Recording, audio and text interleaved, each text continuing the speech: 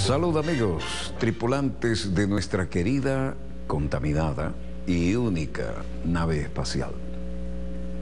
La misma que, desde la última vez que nos vimos por estos medios, ha dado otra vuelta sobre su eje imaginario y, por supuesto, sigue generando acontecimientos en pleno desarrollo. Acontecimientos que tienden hoy a llevarnos a situaciones que parecían ya vividas, ¿no? El déjà vu de todos los conflictos. Blancos civiles, daños colaterales, un eufemismo miserable para lo que es algo que ocurre en casi todas las guerras. Pero ahora además, unas acusaciones mutuas entre Washington y Moscú en sus áreas de influencia.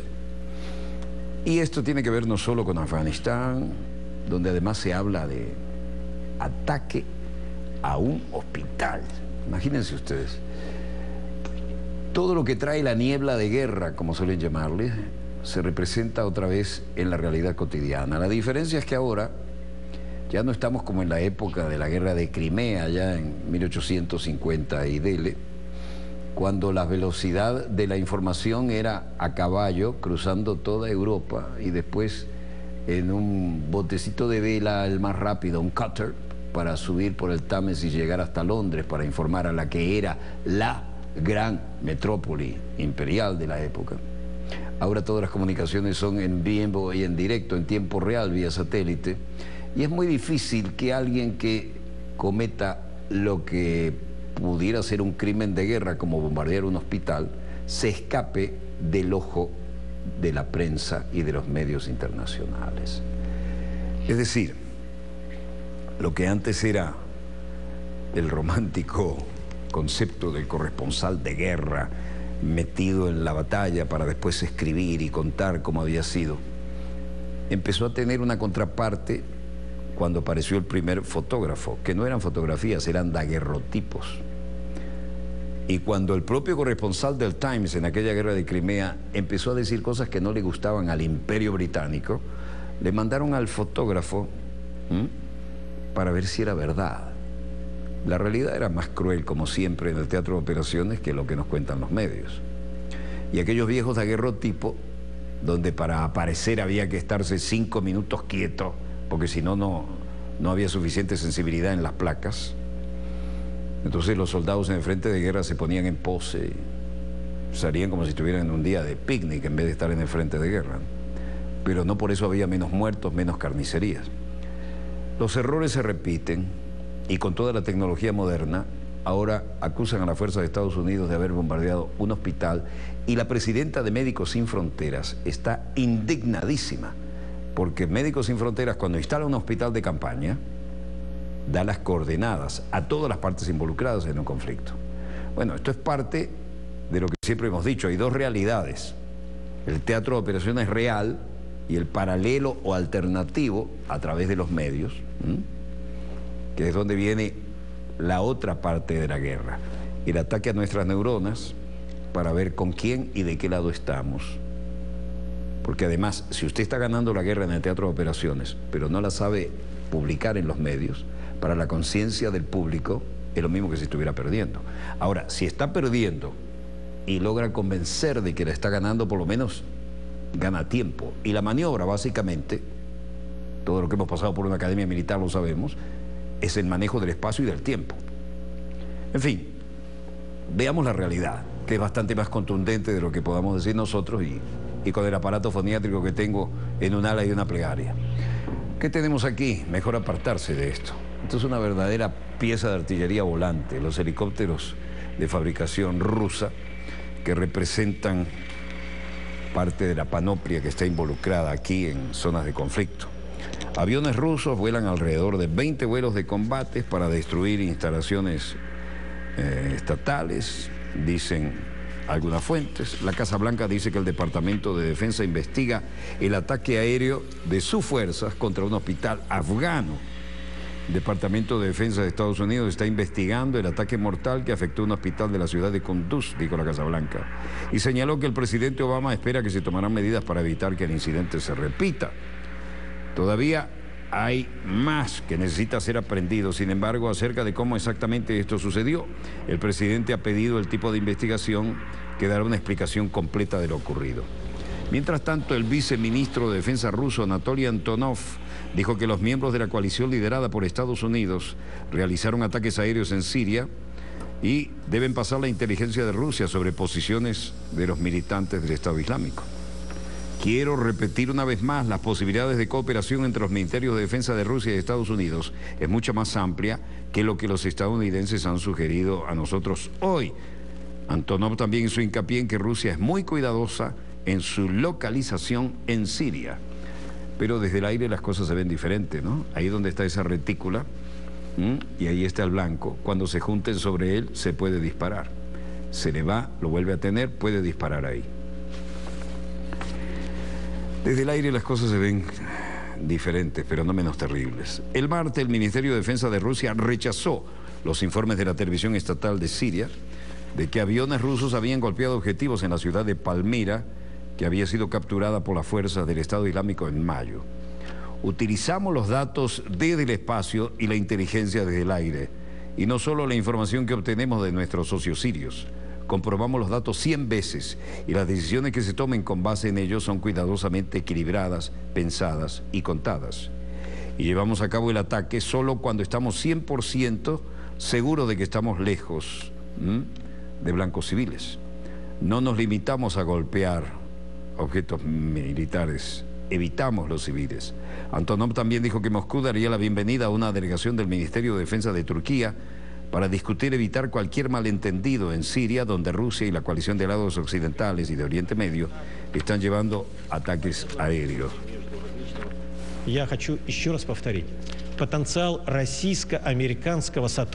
Mientras tanto, Rusia despliega helicópteros artillados Mi-24, como les mostrábamos al comenzar este video, y el Ministerio de Defensa de Rusia dice que los militantes en Siria están moviendo sus fuerzas muy cerca de las mezquitas.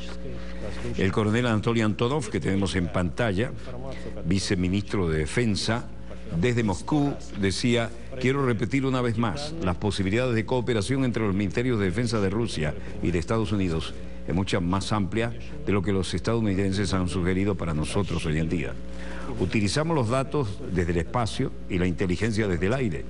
Y no solo la información que obtenemos la compartimos, comprobamos estos datos 100 veces y las decisiones que se tomen con base a ellos son cuidadosamente equilibradas, pensadas y contadas. Y llevamos a cabo el ataque solo cuando estamos seguros. Estaríamos encantados de dar la bienvenida a Moscú, a los representantes del Ministerio de Turquía en la defensa, con la que podríamos haber discutido todos los aspectos técnicos para que al menos pudiéramos evitar los malentendidos que puedan surgir mientras los militares están cumpliendo las tareas establecidas por el comandante en jefe en Siria. Rusia aclaró a Estados Unidos que su gobierno está dispuesto a seguir las conversaciones para asegurarse de que los aviones de ambos países no interfieran entre sí en el espacio aéreo sirio, y mencionaron así funcionarios militares estadounidenses el martes. No obstante, un funcionario de defensa ruso ha afirmado que las conversaciones tendrían que ser mucho más extensas que las que busca el Pentágono. Y el vocero Peter Cook mencionó que cuando este viajaba desde la base aérea Morón en España rumbo a Sigonella, el Pentágono había recibido una contestación a su pedido de conversaciones mediante la Embajada de Estados Unidos en Moscú, lo que ha llegado hasta el secretario de Defensa Ashton Carter. Mientras tanto, en Siria, los jets rusos han hecho noticia.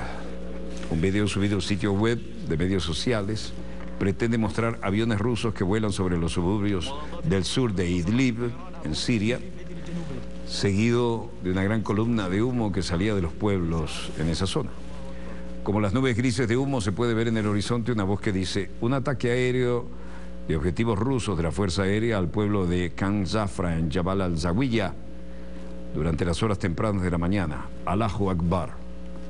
También el martes, el Ministerio de Defensa de Rusia rechazó airadamente informes de que sus aviones habían lanzado ataques aéreos contra la ciudad siria de Palmira. Los catalogó de absolutamente falsos. Así lo informó la agencia de noticias TASS. El Ministerio de Defensa ruso ha dicho que tiene más de 50 aviones de combate y helicópteros en Siria. Y Moscú dice que está atacando, sí, pero al Estado Islámico. Pero Occidente le ha acusado de golpear a otros grupos rebeldes para apuntalar a su aliado, el presidente sirio, Bashar al-Assad. El secretario general de la OTAN, Jens Stoltenberg, dijo que la alianza tenía informes de una sustancial escalada militar rusa en Siria, incluyendo tropas de tierra y buques movilizándose en el Mediterráneo oriental.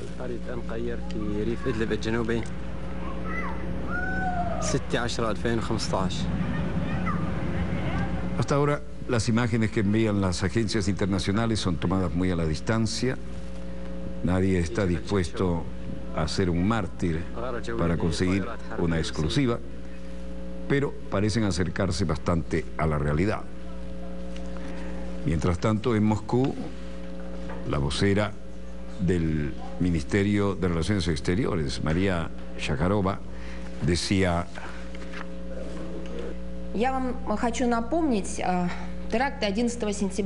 quiero recordarles el ataque terrorista del 11 de septiembre, se refería a las Torres Gemelas, cuando compartimos el dolor de los estadounidenses como si fuera nuestro. Comprendimos lo que es el terrorismo. Y cuando los Estados Unidos, Washington, anunciaron una guerra diciendo que es un desafío para la seguridad nacional, que fue un golpe contra los Estados Unidos, apoyamos a Estados Unidos en todo, incluido en el Consejo de Seguridad de la ONU. Nosotros en ese momento les proporcionamos nuestra ayuda para luchar contra el terrorismo. Y no nos pusimos a preguntar, ¿son los terroristas malos o muy malos? Hemos pasado por todo esto y sabemos lo que es, y nosotros no queremos ver el terrorismo internacional en nuestro país de nuevo. Esto es doloroso para nosotros y esperamos la comprensión en este caso. En suma, picado por las críticas estadounidenses a Siria, Rusia recuerda a Washington el 9/11 y el apoyo que le dio cuando el caso de las Torres Gemelas. Rusia rechazó enérgicamente las críticas estadounidenses de sus ataques aéreos en Siria el martes, recordando a Washington cómo lo había apoyado a raíz de los ataques del 9/11 en Nueva York. En la sede de la OTAN, en Bruselas, Bélgica, el secretario general Jens Stoltenberg decía: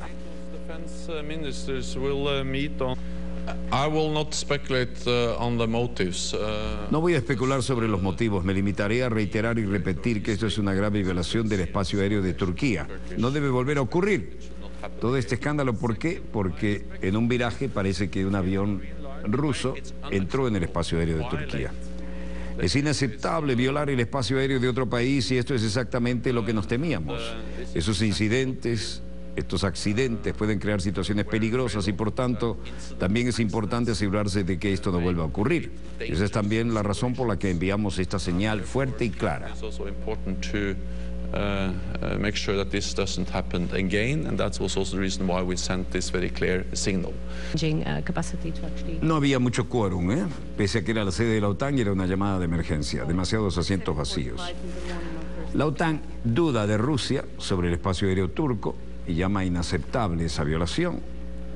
Y el secretario general, hablando en conferencia de prensa, Jens Stoltenberg, dijo que no estaba claro cuál era el propósito de las incursiones, pese a la afirmación oficial de Rusia de que la primera incursión fue accidental, la forma en que entraron en el espacio aéreo turco, y que tenían culpa las condiciones climáticas desfavorables en la zona.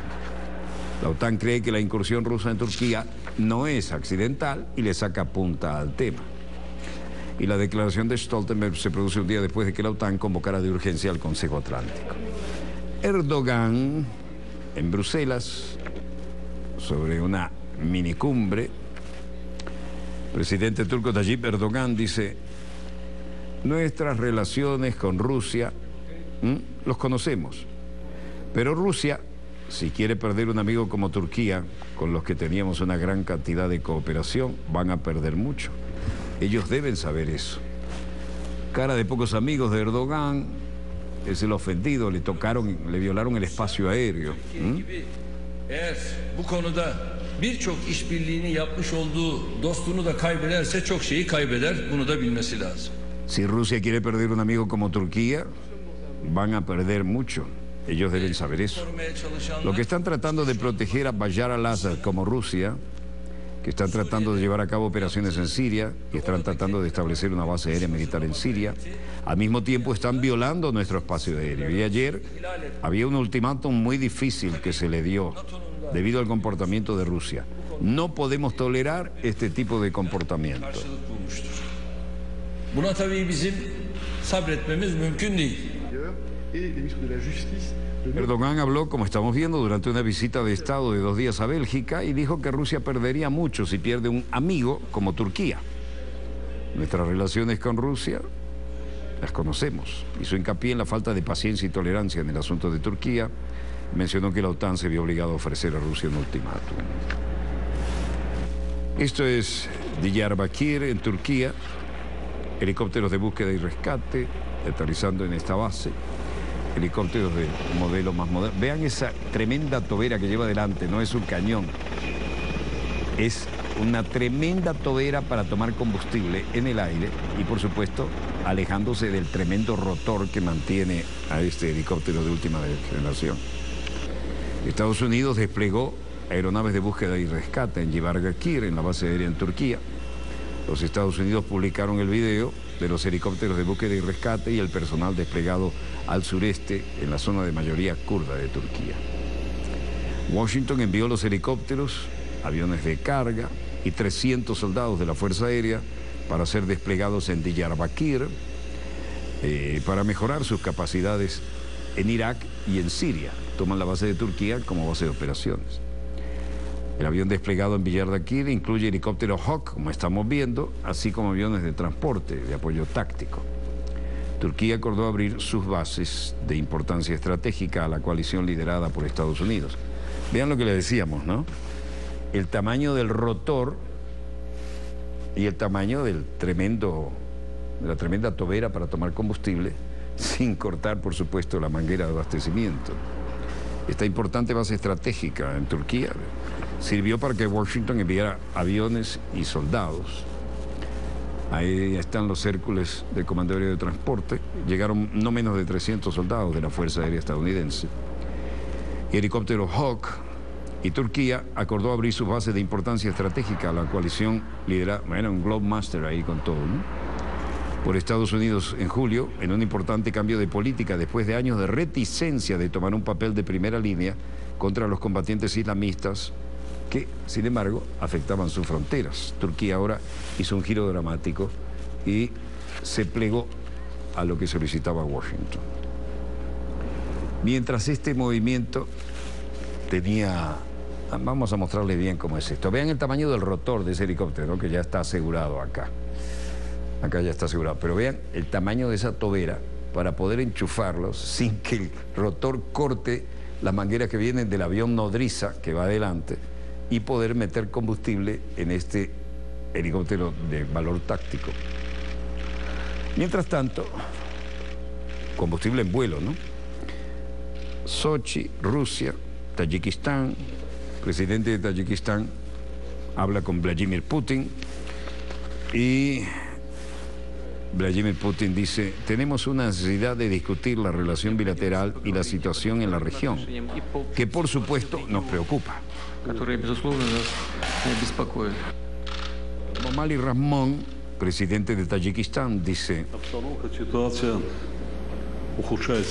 la situación está empeorando a diario en Afganistán. De hecho, la lucha que está pasando a lo largo de más del 60% de la frontera con Tayikistán, el país vecino, nos pone en guardia. Así que me gustaría discutir hoy en esta reunión con Putin las cuestiones de medidas de seguridad en la región.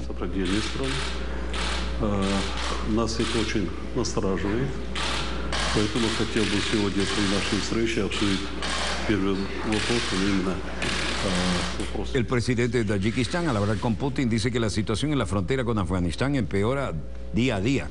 Y el presidente Vladimir Putin se reunió con él para tocar el tema. En Washington, bueno, en Arlington, Virginia, ¿no?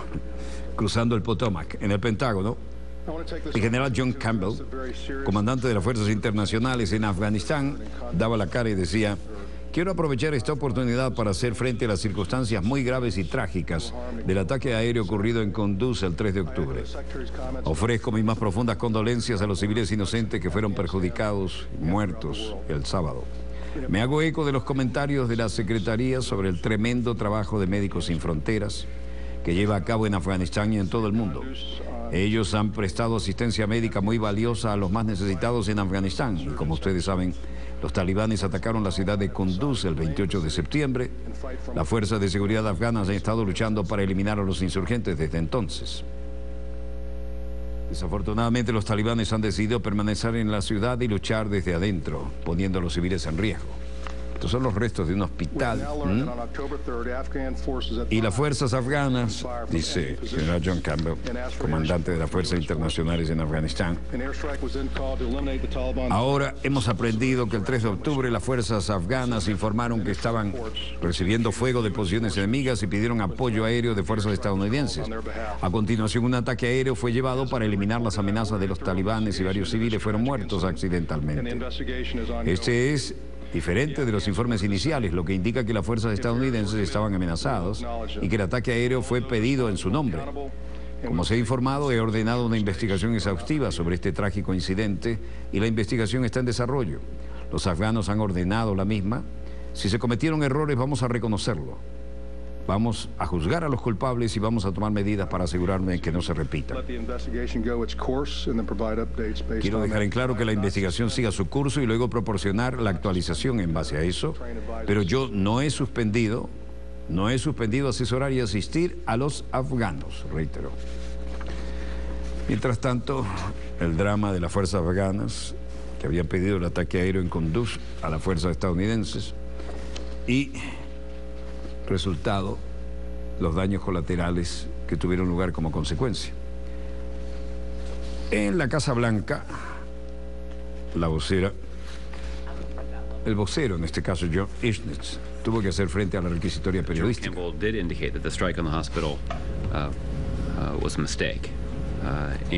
La pregunta era inevitable. El general Campbell indicó que el ataque en el hospital fue un error.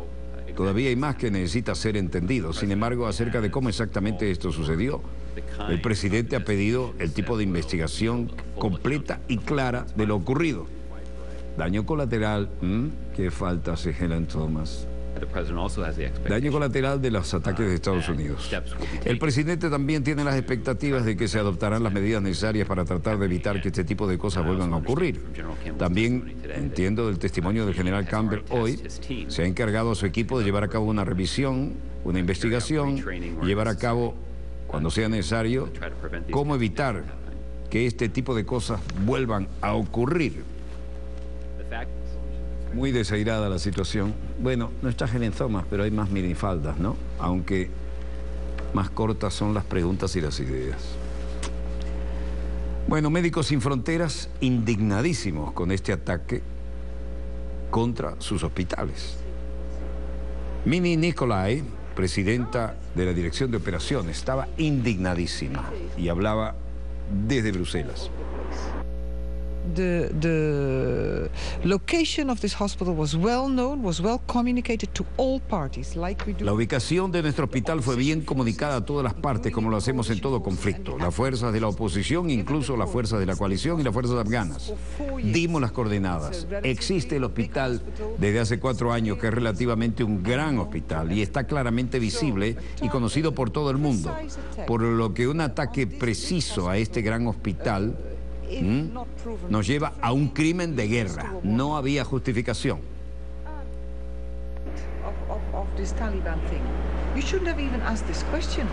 Venir a alegar que el ataque estaba dirigido a los combatientes no se ha demostrado por los hechos, porque esta afirmación es ridícula.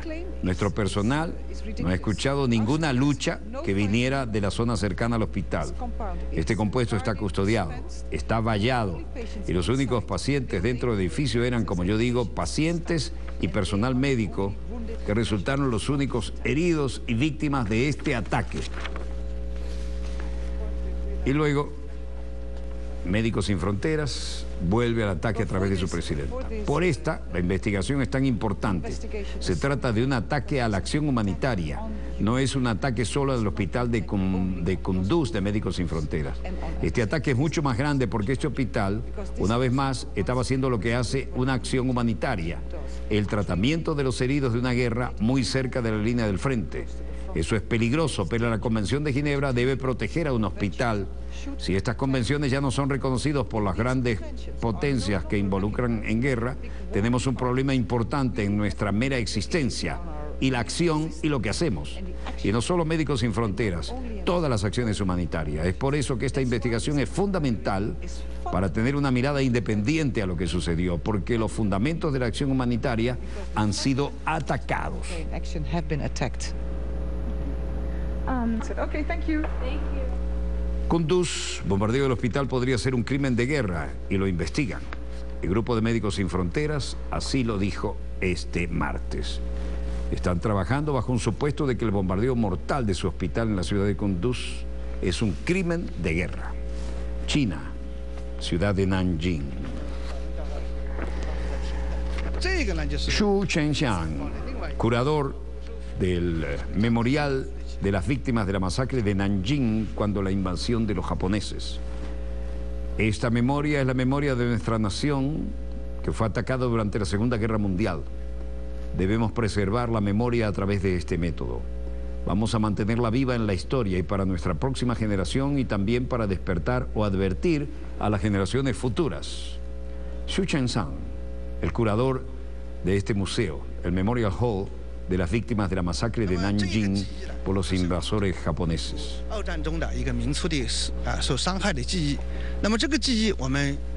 Tenemos 16 fotos del diario de Chen Weifang. Los archivos son prueba de Nanjing, cámaras de video de John Manjin y sus películas y los documentos presentados a los ciudadanos de Nanjing. Ellos fueron seleccionados entre los 3 primeros archivos. Cuando hablamos de video es la transferencia, ¿no? En aquella época no había videos de uso tan común, pero sí películas.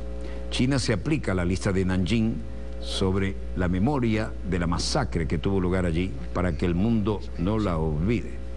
China está aplicando a la UNESCO la lista de documentos relacionados con la masacre de Nanjing en 1937 en el registro de la memoria del mundo. China comenzó a presentar los documentos relativos a la masacre de la UNESCO el pasado marzo, pero los preparativos se iniciaron ya en el 2009.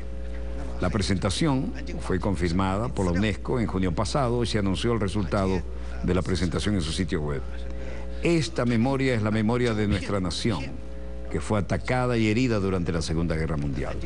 Debemos preservar la memoria a través de este método y vamos a mantenerlo en la historia para nuestras próximas generaciones y también para despertar o advertir a las generaciones futuras, dijo Xu Chengxiang, curador del Salón Conmemorativo de las Víctimas de la Masacre de Nanjing por los invasores japoneses.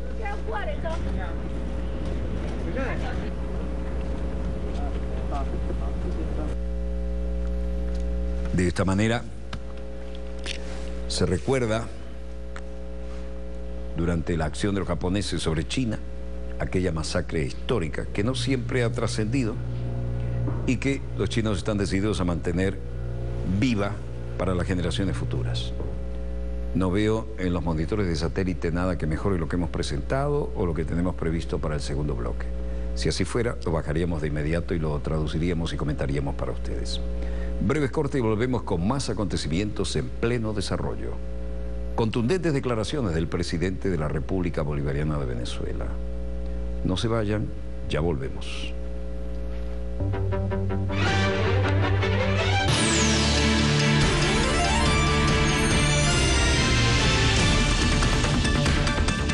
Este viernes, en Cruce de Palabras, vea la segunda parte de la conversación entre dos grandes figuras del periodismo en América Latina. Luis Hernández Navarro entrevista a Carmen Aristegui. Cruce de Palabras. Viernes. Solo por Telesur.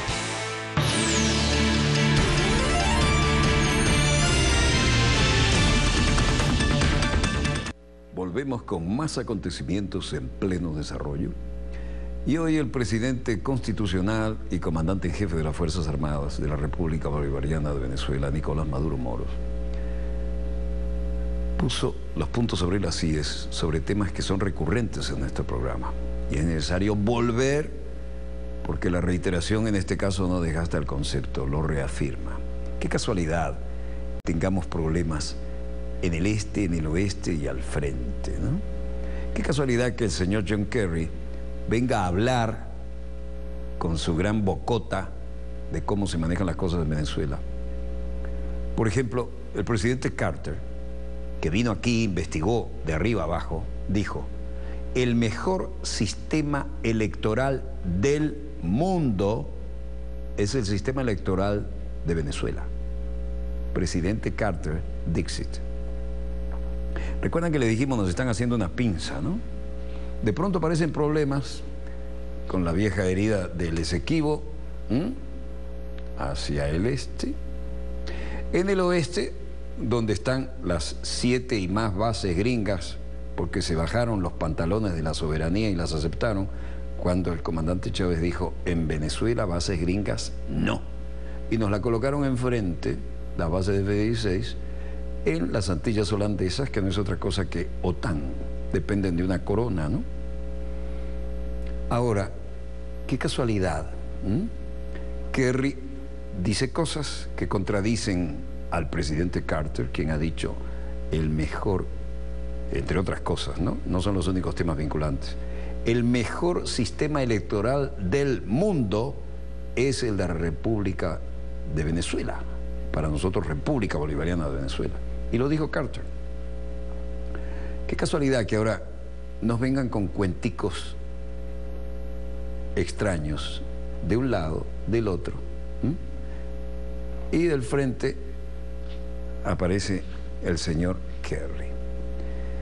La verdad es que los temas tienen que ser aclarados. Y hoy el presidente constitucional de la República Bolivariana de Venezuela y comandante en jefe de las Fuerzas Armadas aclaró bastantes puntos. Y me imagino que queda claro la impertinencia inaceptable de una colega, creo que colombiana, que vino a decirle, pidió la palabra, el presidente le dio la oportunidad de hacer una pregunta y vino a darle lecciones al presidente diciendo: presidente, no diga que en Colombia hay paramilitares. No hay paramilitares. Vaya desfachatez. Bueno, pruebas al canto. Veamos los acontecimientos en pleno desarrollo. Las noticias están en casa y quien declara es el comandante en jefe. La batalla contra las megabandas es una batalla diaria.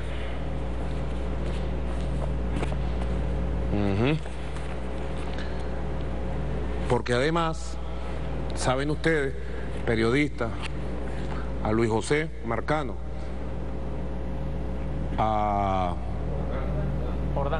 Jordán Hernández. Jordán Hernández era un constituyente. Jordán Rodríguez. Debes, mira. Jordán Rodríguez. Por lo menos ustedes dos, a Madeleine, nadie les puede echar cuentos hoy por hoy, ¿verdad? Ustedes vienen impactados de la realidad fronteriza. Ustedes saben hasta dónde llegaron los grupos paramilitares.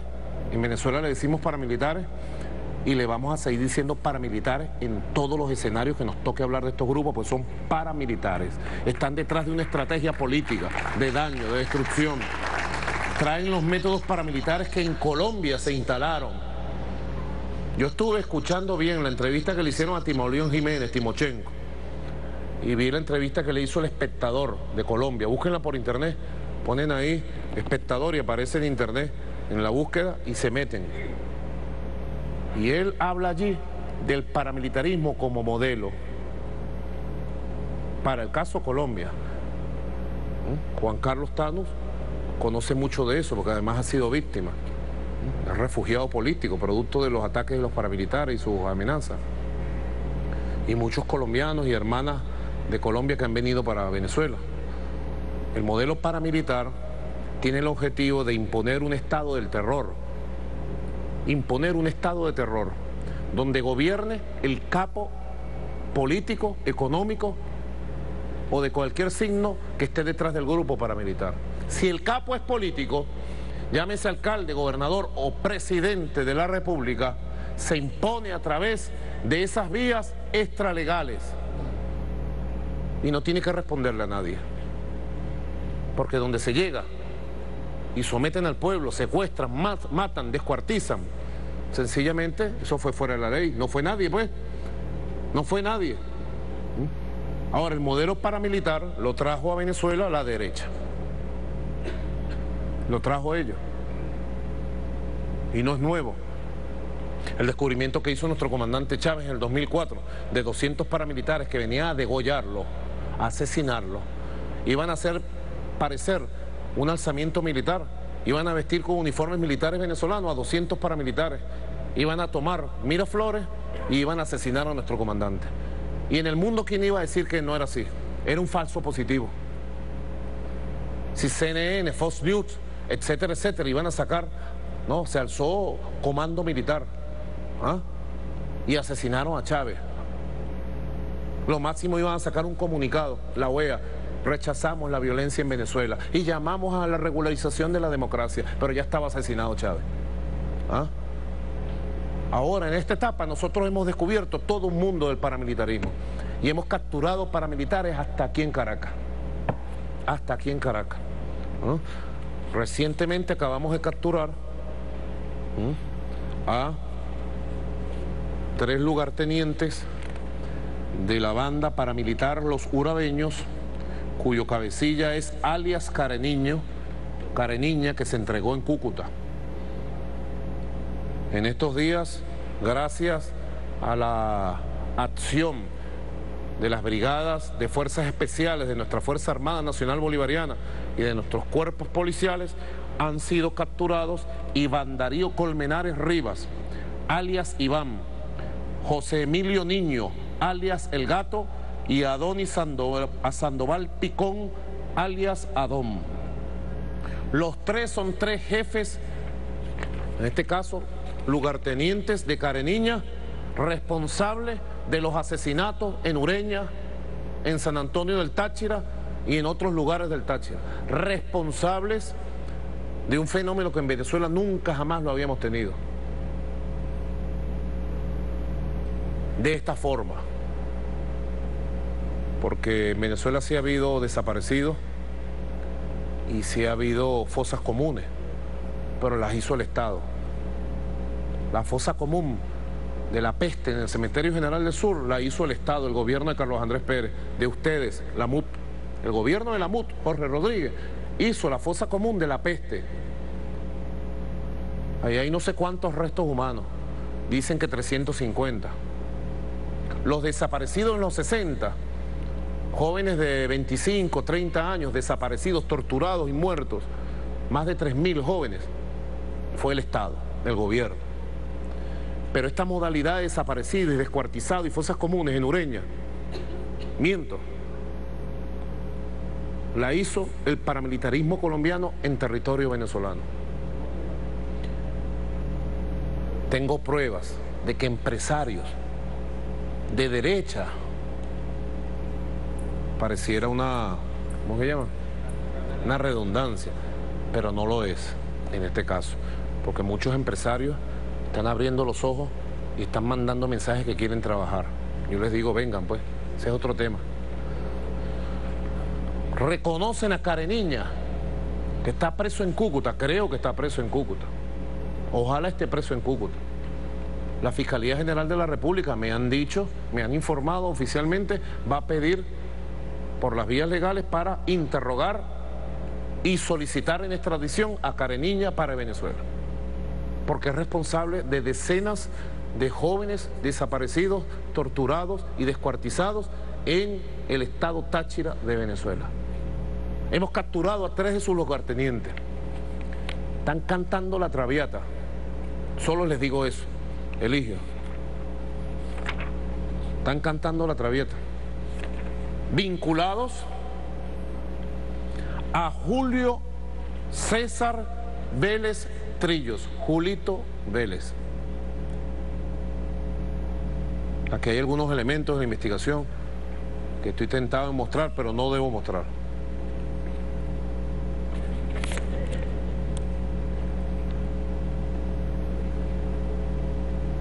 Imagínense ustedes quién está detrás de esta banda, cuál es el poder político, cuál es la personalidad política en Colombia que está detrás de esta banda. Imagínense ustedes.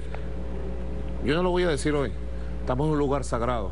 Esto es un lugar sagrado para nosotros y no debemos nombrar a ese personaje que más temprano que tarde será juzgado por crímenes de lesa humanidad. Ustedes verán. Julito Vélez es la mafia económica que en Cúcuta sustenta y está detrás de alias Careniña y de este grupo paramilitar que hemos capturado y estamos desmantelando. Tenían planes para traer explosivos. Yo no quiero alarmar, no me gusta. Miren, nosotros de 10 casos que resolvemos por la paz del país, yo hablo de esos, a veces es de uno nada más. Porque no me gusta alarmar a nuestro pueblo, que tiene derecho a la tranquilidad, a la felicidad, ¿verdad? Pero en este caso, ya que he hecho referencia, todo el mundo debe saber que este grupo que ha sido desmantelado, se le capturó explosivos, y tenían el plan para venir a Caracas en octubre y sabotear servicios públicos y de transportes vitales para nuestra ciudad. Desesperados. ¿Por qué creen ustedes que están desesperados? Estamos a 6 de octubre, a 60 días, y cada vez la desesperación los turba más a ellos.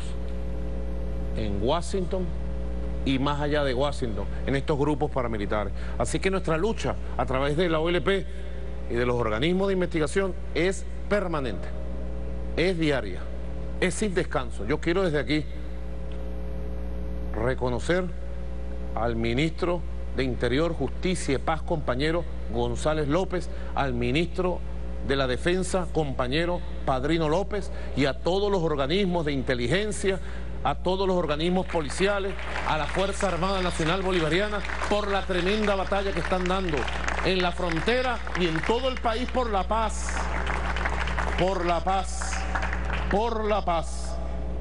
Correcto. Mira, cuando las cosas son ciertas, mira, cuando el mundo está al revés. No, yo no voy a nombrar a este señor, no. Lo pagarán todos ellos, asesinos. Así que vamos a continuar. Aquí está la información. Prometo que te la voy a entregar al finalizar esta jornada para que nuestro pueblo tenga acceso y además cuidemos la paz, cuidemos la paz. Yo siempre digo y repito 1000 veces, nuestra victoria es la paz, pero la paz hay que ganarla todos los días. No vayan a creer ustedes que la paz es responsabilidad solamente del ministro González López o de Maduro. La paz, la seguridad del país, la paz social, la paz política, la paz física de nuestro país es responsabilidad de todos. De los consejos comunales, de los movimientos sociales, de los colectivos, de las VC, de los CLP, de la oposición, del bloque revolucionario, de todos, es la paz. Nuestra joya más preciada, el tesoro más preciado de nuestro país, tiene que ser la paz. Con paz todo es posible. Con respeto todo es posible. Y no permitir que desde Colombia se nos siga metiendo de manera insistente, por culpa de la derecha y sus aliados en Bogotá, se nos siga metiendo esta peste perversa que es el paramilitarismo y todas las bandas criminales. John Kerry. A John Kerry lo acosaron ayer CNN. Periodista Juan Pablo Amaro, creo que se llama, Amaro, de CNN Chile. Él trabajaba en CNN Atlanta hace años y se fue a vivir en Chile, él es chileno. Periodista, muy buen periodista. Como buen periodista acosa a sus entrevistados y lo acosó sobre Venezuela.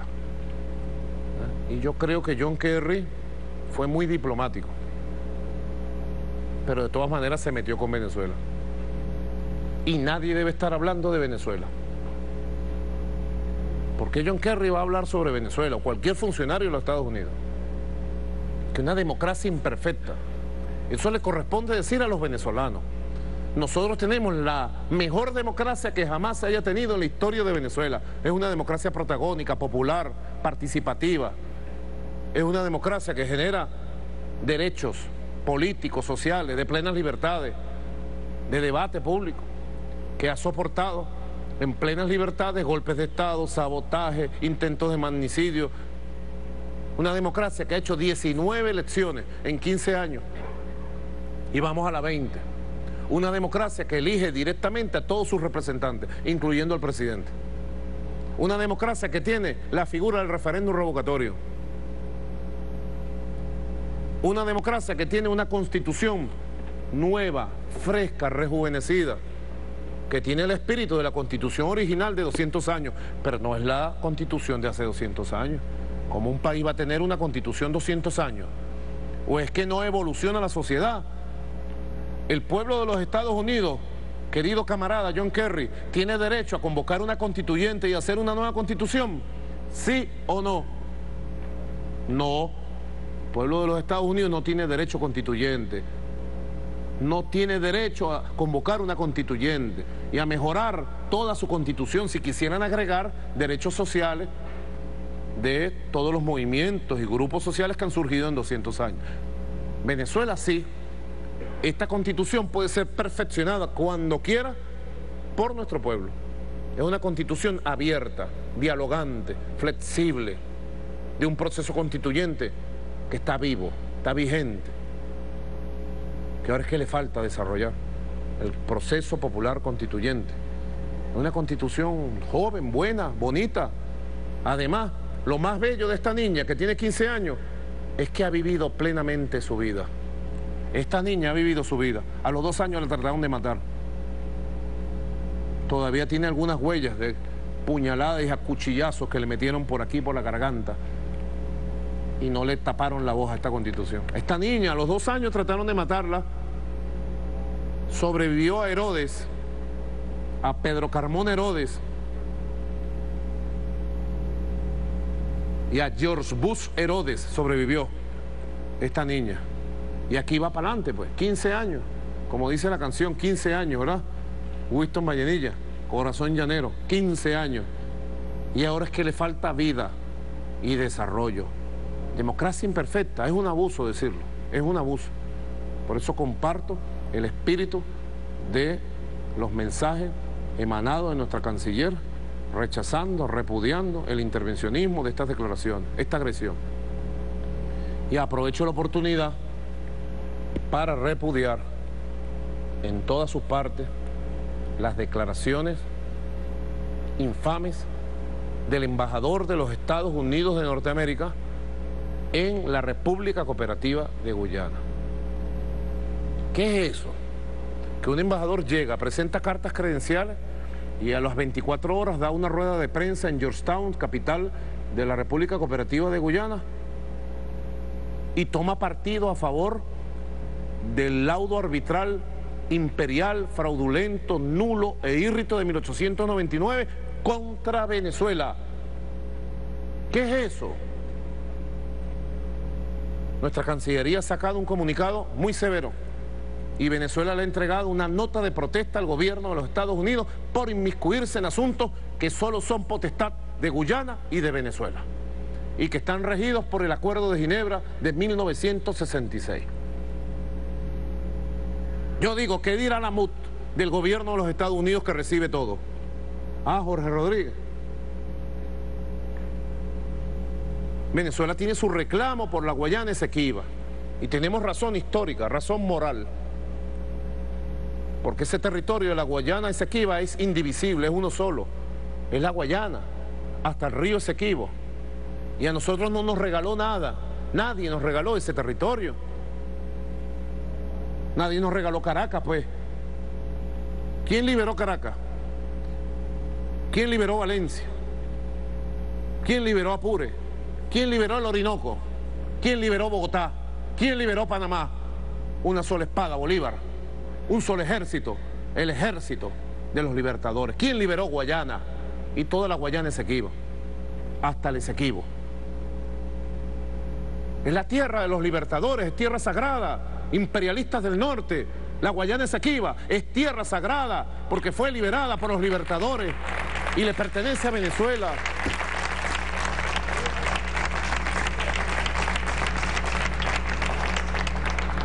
Es tierra sagrada.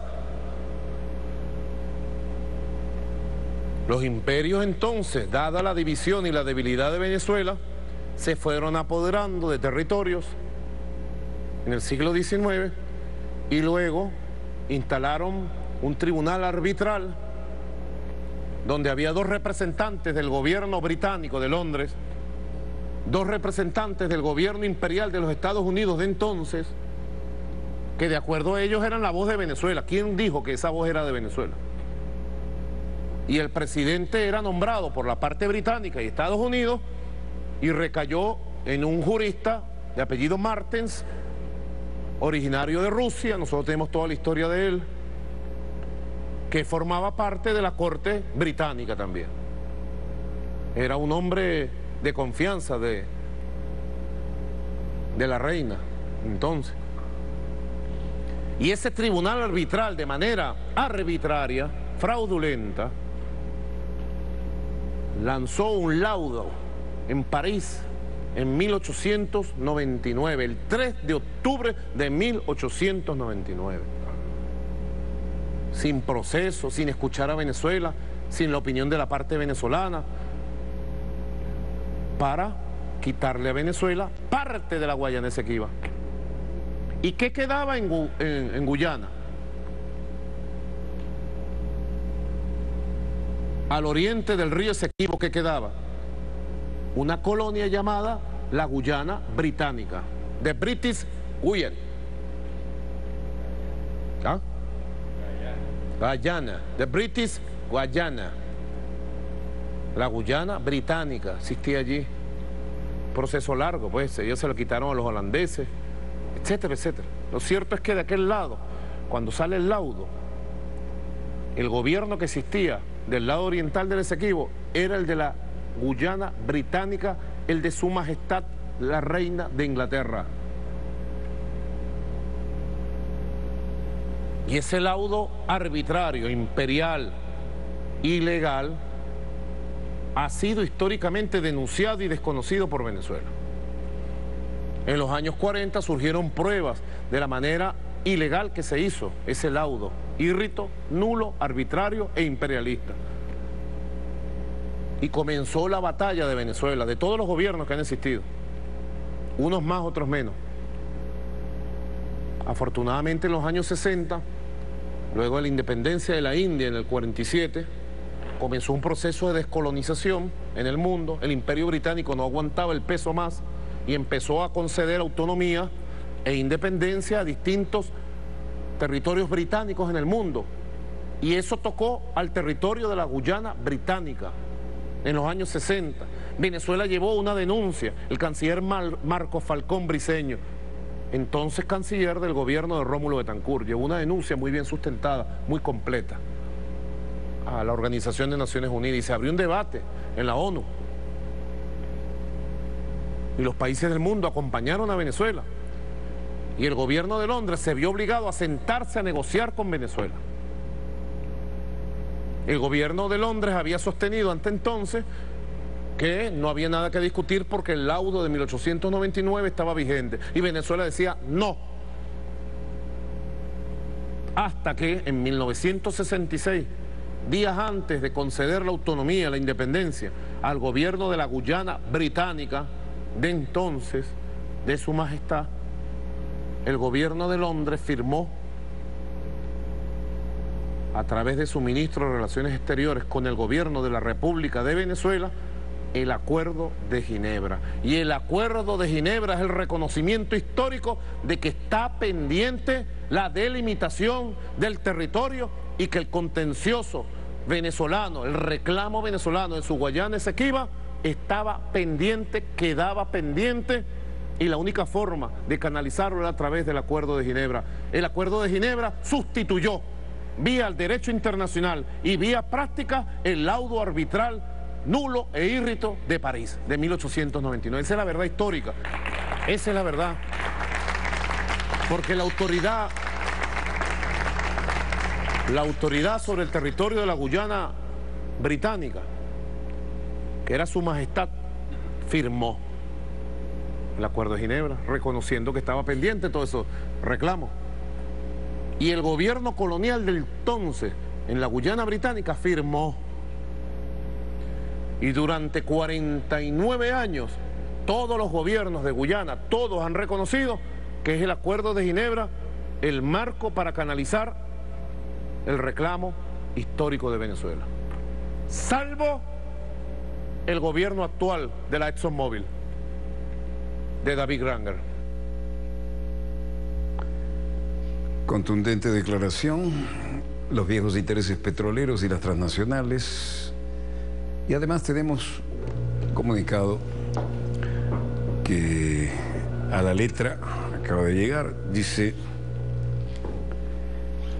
la República Bolivariana de Venezuela manifiesta su enérgico rechazo a las declaraciones del embajador de gobierno de los Estados Unidos de América en la República Cooperativa de Guyana, Perry Holloway.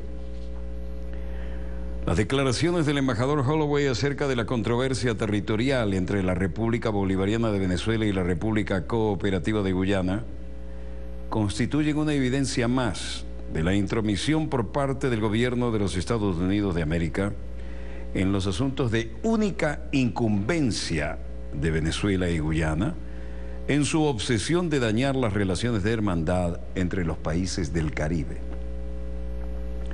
No sorprende, sin embargo, el llamado del embajador Holloway a respetar el írrito laudo arbitral de 1899, siendo que fueron precisamente altos funcionarios de los Estados Unidos, en connivencia con mercenarios del derecho del viejo imperio británico, los que perpetraron el fraude arbitral contra Venezuela.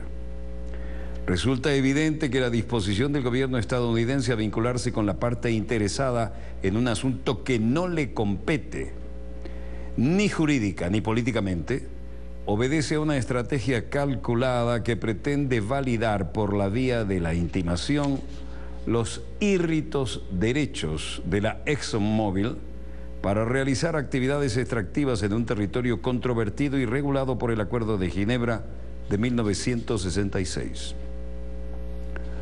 La República Bolivariana de Venezuela exige al gobierno de los Estados Unidos de América que se abstenga de involucrarse de manera directa o indirecta en asuntos que son de la exclusiva competencia de las partes concernidas en la controversia territorial y deje de instigar al recién llegado gobierno de Guyana en contra de la patria de Bolívar, considerando que, en primer lugar, Estados Unidos es uno de los responsables del fraude arbitral contra Venezuela y, por tanto, de la existencia de la controversia. En segundo lugar, porque dicha controversia se ha regido jurídicamente por el Acuerdo de Ginebra de 1966, válidamente suscrito entre Venezuela y Guyana y obligante para las partes en el marco del derecho de Venezolana de Televisión, el canal pionero de Venezuela.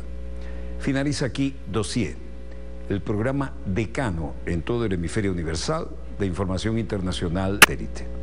Les habló Walter Martínez, productor y conductor del mismo. Disponga usted de las cámaras, señor director.